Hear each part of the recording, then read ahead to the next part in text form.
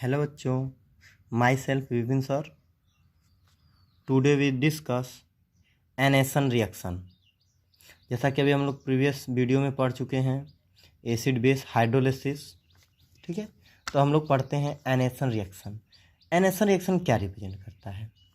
तो those reaction in which H2O molecule, those reaction in which H2O molecules from an aqua complex is replaced from the coordination sphere by some anions are called anation reaction. मतलब जैसे किसी भी aqua complex में, aqua complex, do you know aqua complex? ऐसा complex जिसमें क्या हो, ऐसा कॉम्प्लेक्स जिसमें वाटर मॉलिक्यूल प्रेजेंट हो। क्या हो? वाटर मॉलिक्यूल प्रेजेंट हो, और वह वाटर मॉलिक्यूल किसी अनदर आयन द्वारा रिप्लेस हो, किसी अनदर आयन के द्वारा रिप्लेस हो, तो उनको हम क्या कहेंगे? एनेसन रिएक्शन कहते हैं। जैसे एग्जाम्पल हम लोग देखते हैं CO NH3 5H2, this is the aqua complex. You know this is the aqua complex. अब कोई आयंस लेते हैं माइनस। अब इसमें chlorine, fluorine, bromine, iodine, hydroxide कुछ भी हो सकते हैं, SO4 double minus ATC to form CO NH3 5, ठीक है, NH3 5X power +2 plus H2O। समझ में आया? देखिए, अभी इसके पहले जैसे एसिड हाइड्रोलिसिस था या बेस हाइड्रोलिसिस था, तो उसमें क्या था? उसमें यह था एक CONH3 5, यहाँ पे कोई X ले लेते हैं, और यहाँ पे H2O मॉलिक्यूल्स और प्लस माइनस N। यह तो यह प्लस माइनस N क्या, इसको हम बैलेंस कर ही लेते हैं। यहाँ पे +2 रखते हैं, +2 और -1 +3 हो जाएगा, ठीक। तो यह क्या करता है कि यह जस्ट इस X आयन को H2O के द्वारा क्या किया जाता है? रिप्लेस करता है। यानी H2O क्या करता है? इस आयंस को रिप्लेस करता है। तो यहाँ पे हुआ CO NH3 5H2O power +3 plus X minus. यह देखिए एसिड हाइड्रोलिसिस है। यह क्या है? एसिड हाइड्रोलिसिस रिएक्शन है। इतना समझ में आया? इन दोनों रिएक्शन में क्या डिफरेंस, इतना समझ में आ रहा है कि इसमें हम एक्वा कॉम्प्लेक्स ले रहे हैं किसी आयंस के द्वारा, यह वाटर मॉलिक्यूल्स रिमूव हो रहा है। क्या हो रहा है? रिमूव हो रहा है, ठीक। लेकिन एसिड हाइड्रोलिसिस में कोई हम कॉम्प्लेक्स लेते हैं, और उस कॉम्प्लेक्स में जो आयन प्रेजेंट होता है उसको हम वाटर मॉलिक्यूल्स के द्वारा, अभी यहाँ पे हम आयंस के द्वारा वाटर मॉलिक्यूल्स को रिप्लेस कर रहे हैं, यहाँ पे वाटर मॉलिक्यूल्स के द्वारा आयंस को रिप्लेस करते हैं, तो यह बनाता है एक्वा कॉम्प्लेक्स। यह क्या बनाएगा? एक्वा कॉम्प्लेक्स बनाता है, और हाइड्रोजन जो आयंस होता है वो बाहर निकल जाता है। इसका मतलब क्या अंडरस्टैंडिंग हुई कि जो एनेसन रिएक्शन होता है, anation reaction reverse of hydrolysis reaction होता है। क्या होता है? Anation reaction reverse of, anation reaction reverse of acid hydrolysis reaction. समझ में आया? क्या होता है? Reverse of acid hydrolysis reaction होता है, ठीक है। ठीक है, इतना समझ में आ गया आप लोग को कि एनेसन रिएक्शन क्या होता है? Anation reaction the reverse of acid hydrolysis. It is clear? चलिए, according to kinetic studies, according to kinetic studies,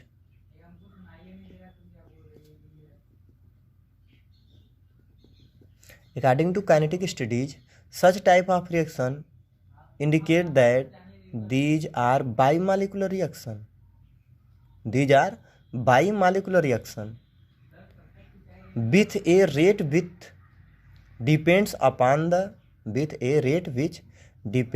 upon the concentration of the complex and ions. तो हम देख लेते हैं कि जो रेट है वह क्या होगा. अब rate is directly proportional to concentration of both reagent and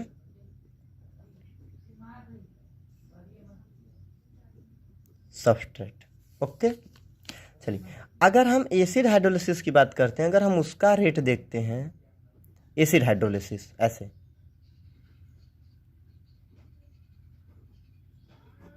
acid hydrolysis की बात करते हैं तो उसका जो रेट होगा वह डायरेक्टली प्रोपोर्शनल होगा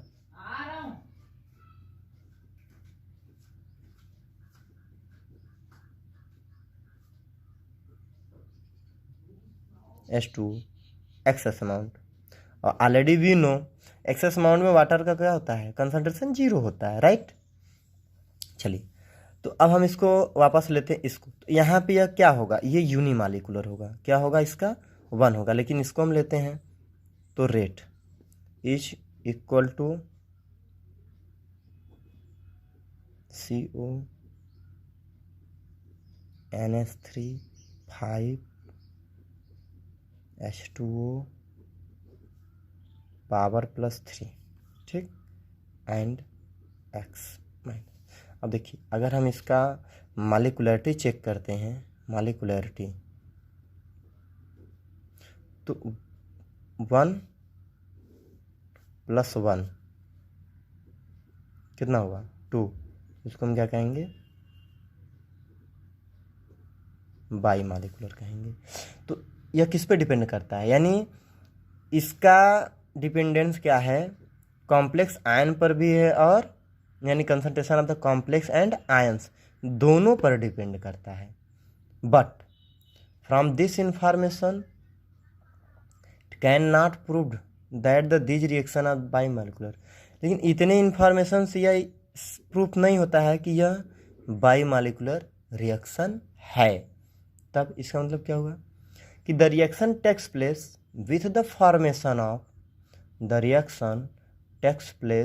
with the formation of ion pairs which have different rates of reaction from the original reactant. यानी किस पे डिपेंड करता है कि जो रिएक्टेंट ओरिजिनल रिएक्टेंट है उसके रेट पर क्या करता है, डिपेंड करता है. तो चलिए कोई एग्जाम्पल लेते हैं या आगे भी कुछ समझ लेते हैं. It becomes difficult to conclude whether the reaction takes place by SN1 और SN2 मैकेनिज्म. इतना क्लियर हुआ. चलिए आगे देखिए. In order to avoid ion pairing problem, an anion complex such as CO CN5 H2O -2, ठीक है, कैन बी यूज्ड हियर. तो हम इसको देखते हैं बाई SN1 मैकेनिज्म के थ्रू. किसके थ्रू ऑब्जर्व करते हैं, SN1 मैकेनिज्म के थ्रू ऑब्जर्व करते हैं. तो चलिए देखते हैं. CO CN5 H2O पावर -2, ठीक है. स्लो स्टेप क्या है, स्लो स्टेप. तो CO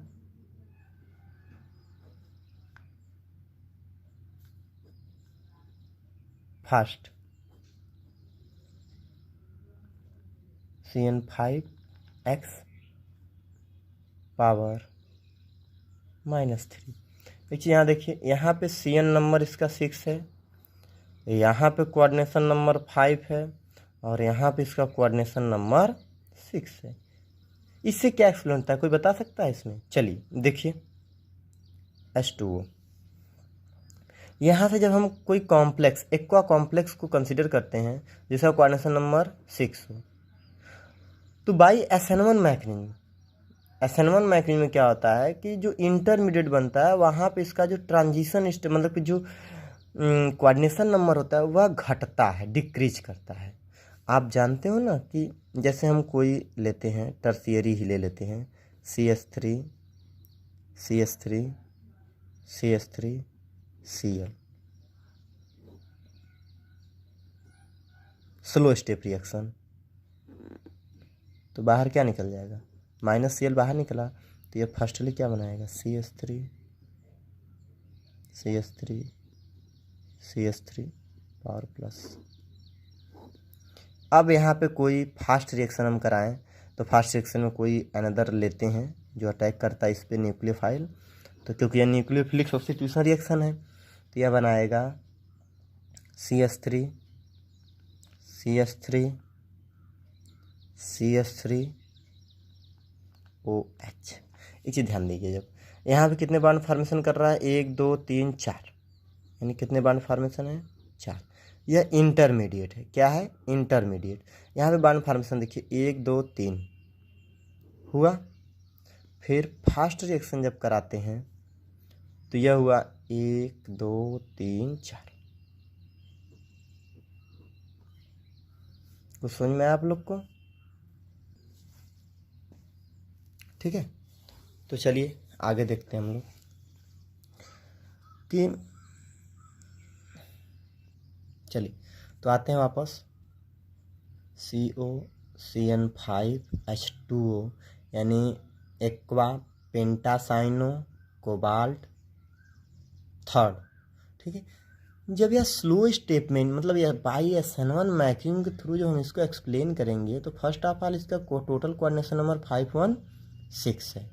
ओके, 51 क्या है, 6 है। फिर यह स्लो स्टेप जैसे करते तो यहाँ से water molecule according to anation, sorry acid hydrolysis, ये वाटर मालिक्यूल्स क्या हो जाएगा, बाहर निकल जाएगा।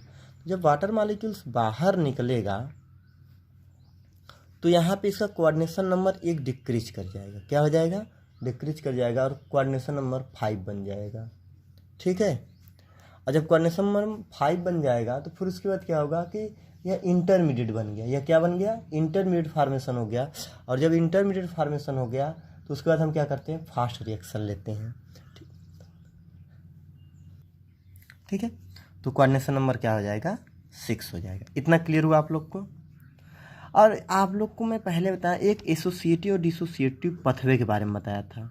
उसमें क्या होता है, एसोसिएटिव पथवे में कोऑर्डिनेशन नंबर इंक्रीज करते हैं, यानी जो इंटरमीडिएट ये जो बनता है यहाँ पे कोऑर्डिनेशन नंबर 7 हो जाता। लेकिन डिसोसिएटिव पथवे में यह क्या हो जाएगा, पहले बाहर निकल जाएगा, फिर इंटरमीडिएट फार्मेशन होगा, फिर अगेन क्या होगा, कोऑर्डिनेशन नंबर 6 का फार्मेशन होगा। इतना क्लियर हुआ? The substitution reaction involve 2 step, the substitution reaction involve 2 step. ठीक है, इतना क्लियर हुआ? The first step is slow. देखिए यह जो इंटरमीडिएट है यह इन्वॉल्व हुआ, चलिए इसको और अलग आप लोग को लिख के दिखाते हैं। ठीक,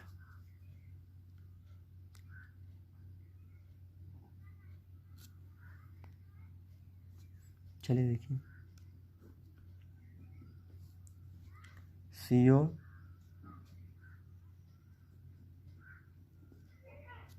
CN5H2 पावर -2 चार्ज। ठीक है, यह फर्स्टली क्या बनाएगा, स्लो स्टेप। तो जब स्लो स्टेप बनेगा तो CO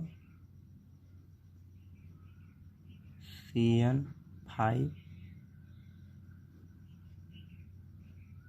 -2। अब देखिए यही इंटरमीडिएट बनता है,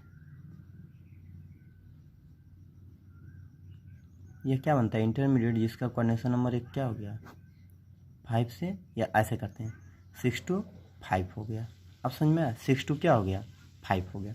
और यहाँ पे सी एन क्या था 6 था। तो इसका मतलब क्या है कि जो यह सब्स्टिट्यूशन रिएक्शन है यह 2 स्टेप को फॉलो करेगा। पहला स्टेप ये हो गया, ये फर्स्ट स्टेप हुआ।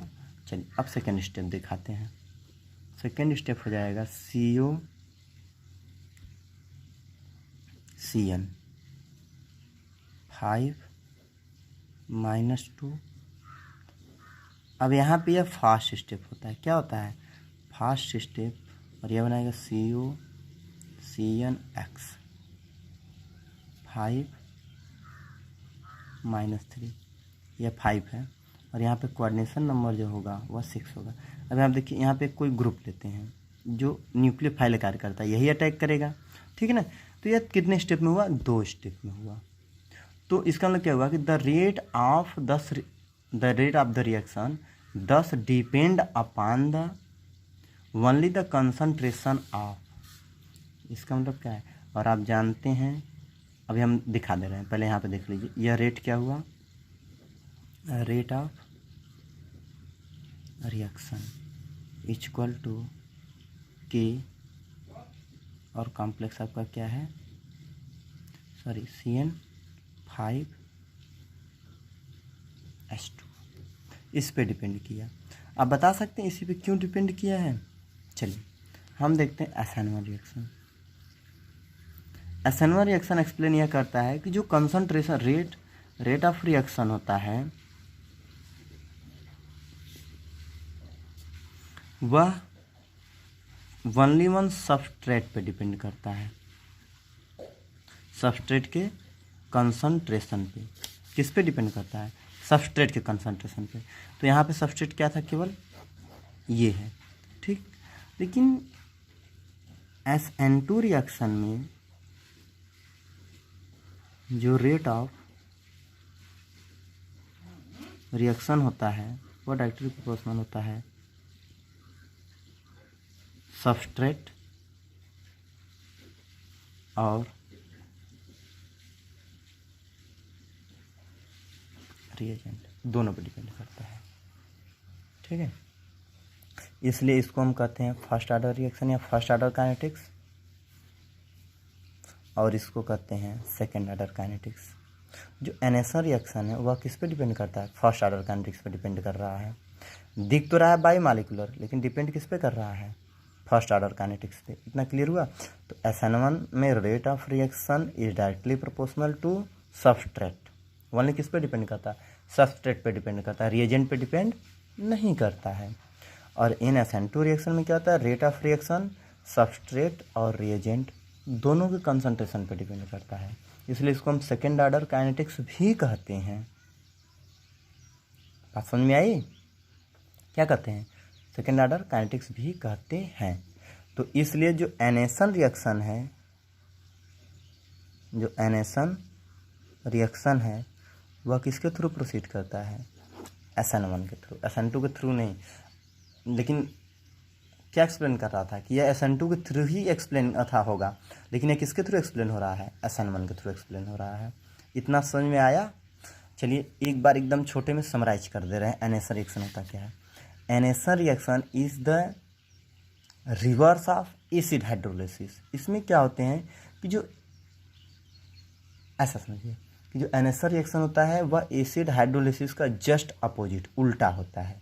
यानी जो एसिड हाइड्रोलिसिस में होता है उसी का जस्ट NSN रिएक्शन में होता है, या जो NSN रिएक्शन में होता है वही उसका अपोजिट एसिड हाइड्रोलिसिस में होता है।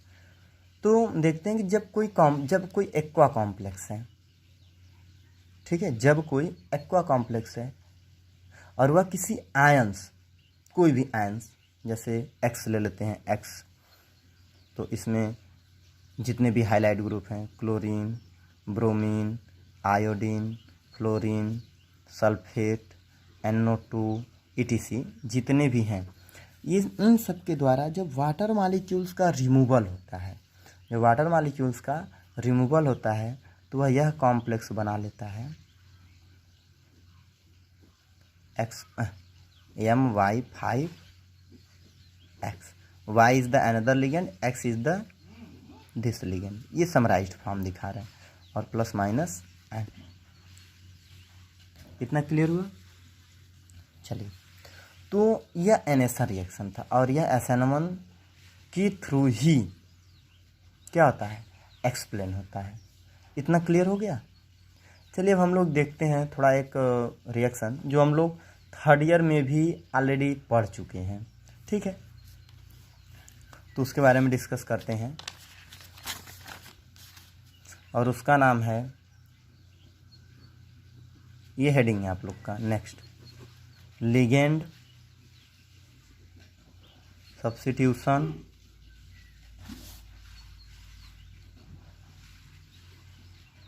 Reaction in square planar complex. इतना क्लियर हुआ। जैसा कि आप लोग जानते हैं कि ligand substitution reaction in square planar complex है। इसमें क्या है, जैसे हम कोई भी प्लेटिनम का कोई कॉम्प्लेक्स लेते हैं या the ligand substitution reaction in square planar, तो स्क्वायर प्लानर में हम मैक्सिमम एक ही एग्जाम्पल के बारे में ज़्यादा डिस्कस करते हैं, प्लेटिनम की। इसके दो फॉर्म बनते हैं, एक सिस बनता है, एक ट्रांस बनता है, ठीक है। तो फिलहाल में केवल हम अभी प्लेटिनम सेकेंड कॉम्प्लेक्स की बात करते हैं, प्लेटिनम सेकेंड कॉम्प्लेक्स को ले लेते हैं, ठीक है। एक्सप्लेन हैव बीन, या ऐसे करते हैं, जो प्लेटिनम सेकेंड होता कॉम्प्लेक्स होता है, these complex are slow towards substitution. यह क्या होता है, बहुत स्लो होता है, जिससे हम उसका क्या ज्ञात कर सकते हैं, मतलब रिएक्शन, मतलब कि हम रीडिटरमाइन कर सकते हैं। तो these complex are slow towards substitution, these reaction proceed by molecular, these reaction proceed by molecular displacement SN2 mechanism. ये किसके थ्रू एक्सप्लेन करते हैं हम, SN2 के थ्रू एक्सप्लेन करते हैं, ठीक है। तो इसका मैकेनिज्म हम लोग देखते हैं, ठीक है। तो मैकेनिज्म में इसको हम एक्सप्लेन करते हैं। तो मैकेनिज्म में क्या एक्सप्लेन करते हैं कि एक्सपेरिमेंटल वेरिफिकेशन के अनुसार द कोऑर्डिनेशन नंबर, आराम से, एक्सपेरिमेंटल वेरिफिकेशन के अकॉर्डिंग हम क्या देखते हैं कि द कोऑर्डिनेशन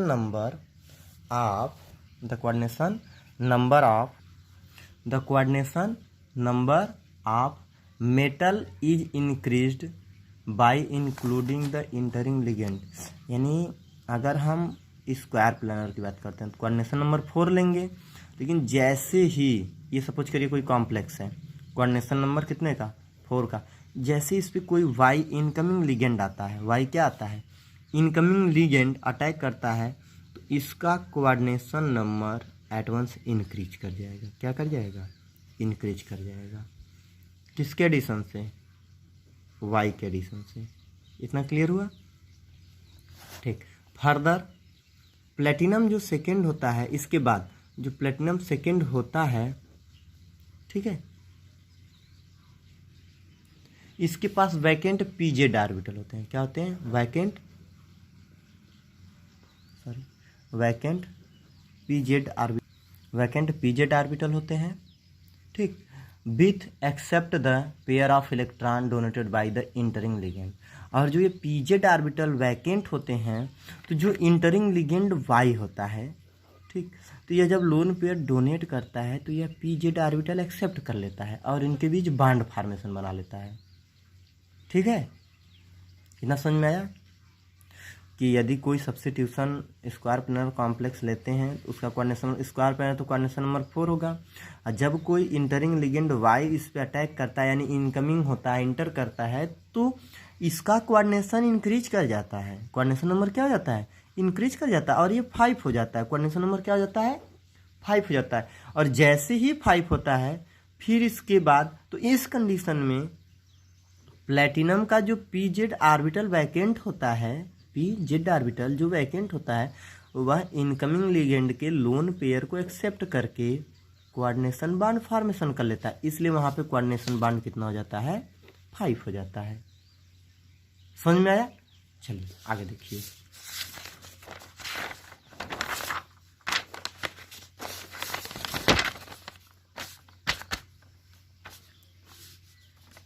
ठीक है। तो अब सब्स्टिट्यूशन रिएक्शन देखते हैं। अब देखिए, अभी हमने कहा कि जो प्लेटिनम है वो दो फॉर्म में एग्जिस्ट करता है।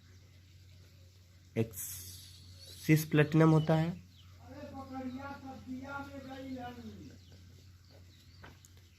एंड एक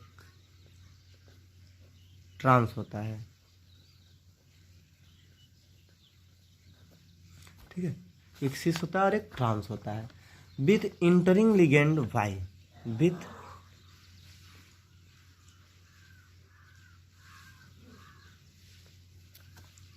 विथ इंटरिंग लिगेंड वाई। जैसे वाई इंक्लूड होता है तो यह कॉम्प्लेक्स फॉर्मेशन देता है, वो चाहे सिस का हो चाहे ट्रांस का हो। चलिए, सिस PT A2LY आर क्या देगा, ट्रांस प्लेटिनम A2L, यह कॉम्प्लेक्स फॉर्मेशन देता है। इतना समझ में आया। Have been explain on the basis of nucleophilic attack. लेकिन जैसे ही न्यूक्लियोफिलिक अटैक होता है तो यह क्या होता है कि Y through the trigonal bipyramidal, जैसे ही यह इंक्लूड होता है इसमें, यानी वाई जो इंटरिंग लिगेंड है, जैसे इस कॉम्प्लेक्स पे शायद चाहे सिस हो चाहे ट्रांस हो अटैक करता है तो यह क्या फॉर्मेशन देता है, इंटर बाई पिरामिडल, यानी जो स्ट्रक्चर फॉर्मेशन होगा वह TBP होगा, trigonal bi pyramidal structure formation देता है। समझ में आया आरना? ठीक है ना। अब इसके बाद क्या है, this process is entirely stereo specific. क्या होता है, स्टीरियो स्पेसिफिक होता है। इसका मतलब क्या है कि cis and trans, this whole complex are stereo specific, that is cis and trans complex yield cis and trans product. जो सिस एंड ट्रांस कॉम्प्लेक्स है वह सिस और ट्रांस प्रोडक्ट ही देंगे। ठीक है, तो इतना क्लियर हुआ आप लोग को कि यदि हम सिस, ध्यान दीजिएगा, यदि हम सिस लेते हैं, ठीक है ना, यदि हम सिस लेते हैं तो इनकमिंग लिगेंड जब वाई आएगा तो उसके बाद ही वो सिस ही फॉर्मेशन देगा। क्या देगा, यानी यह फॉर्मेशन ऐसे देखते हैं, जैसे सिस प्लेटिनम लेते हैं A2LX, इनकमिंग लिगेंड जैसे ही वाई इस पे अटैक करता है यह बनाएगा सिस प्लेटिनम Al2Ly। ठीक है, और यहाँ पे X बाहर निकल जाएगा। इतना क्लियर हुआ। और यदि हम ट्रांस लेते हैं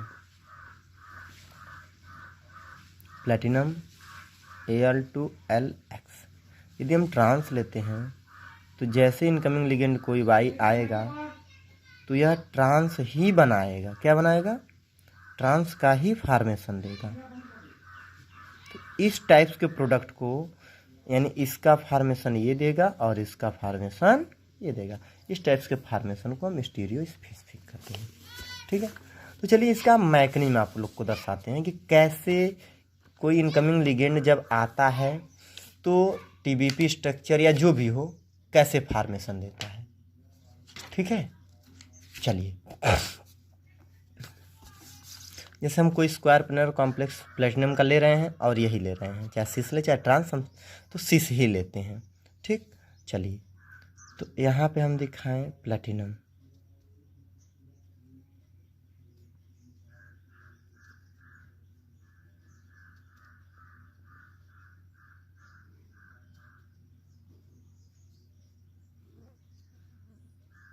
ठीक, चलिए अरेंज करिए AXLA, और यह किसका है, यह सिस प्लेटिनम A2LX है। ठीक है ना। चलिए देखिए, इसका p ऑर्बिटल जो है वह वैकेंट है। p ऑर्बिटल क्या है, यह इसका p ऑर्बिटल वैकेंट है। इसको हम PZ एम्पटी ऑर्बिटल के नाम से जानते हैं। ठीक, जब कोई इनकमिंग लिगेंड आता है न्यूक्लियोफाइल, ठीक है ना, इनकमिंग लिगेंड न्यूक्लियोफाइल जैसे ही यहाँ पे आता है तो यह कहाँ अटैक करता है, यह सीधे इस ऑर्बिटल में अटैक करेगा, यानी पीजेड ऑर्बिटल पे अटैक करेगा और यह बना लेगा। हम डॉटेड लाइन से ना दिखा के आप लोग को रिजिड लाइन से बना दे रहे हैं, ठीक है ना। चलिए यहाँ पे हो गया प्लेटिनम, अभी डॉटेड लाइन से बनाते हैं, एक देख लीजिए। और ये हुआ दिस एंड, ठीक है। तो यहाँ पे हुआ ये इनकमिंग लिगेंड वाई आया, ये एक्स है, ये एल है और ये ए है और ये ए। ये देखिए सी से अगर ट्रांस होता तो यह ए यहाँ कर देते और एल को यहाँ कर देते, ठीक है ना। इतना क्लियर हुआ ना। चलिए अब इसके बाद अब देखिए जैसे ही इनकमिंग लिगेंड वाई आ गया, कोऑर्डिनेशन नंबर कितना हो गया यहाँ पे 5 हो गया, इट इज क्लियर। और यह तुरंत शेप क्या हो जाता है, ट्राइगोनल बाई पिरामिडल हो जाता है। क्या हो जाता है, ट्राइगोनल बाई पिरामिडल हो जाता है।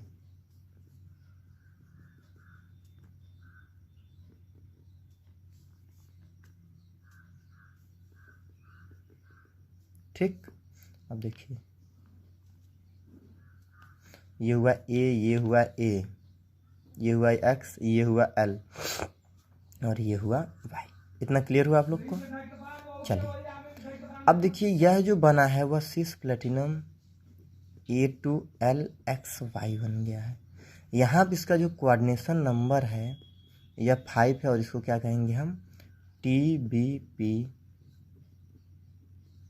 इंटरमीडिएट कहेंगे। क्या कहेंगे, TBP इंटरमीडिएट के नाम से जानेंगे। इतना क्लियर हुआ आप लोग को। चलिए ठीक, अब क्या होगा आगे इसका कि प्लेटिनम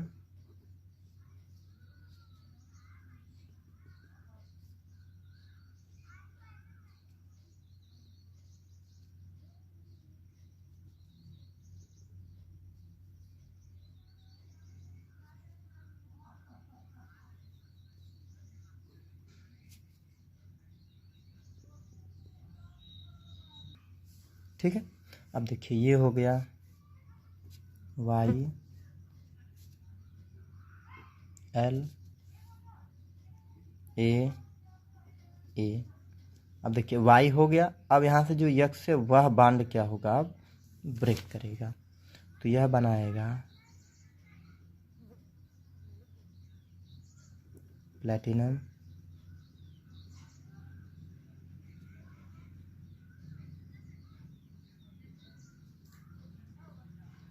यहाँ पे ये हुआ एल,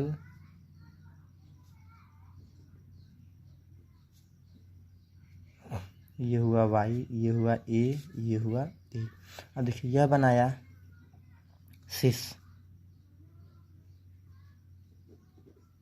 प्लेटिनम A2LY। ये देखिए प्रोडक्ट बन गया। क्या बन गया, प्रोडक्ट। देखिए यहाँ पे हम लोग सिस लेके चले थे और ये सिस का ही प्रोडक्ट हुआ, but incoming ligand Y add हो गया और एक्स रिमूव हो गया। देखिए यहाँ पे पुनः कोऑर्डिनेशन नंबर इसका क्या हो गया, 4 हो गया। यह क्या है, यह स्क्वायर पिरामिडल है। यह क्या है, स्क्वायर पिरामिडल इंटरमीडिएट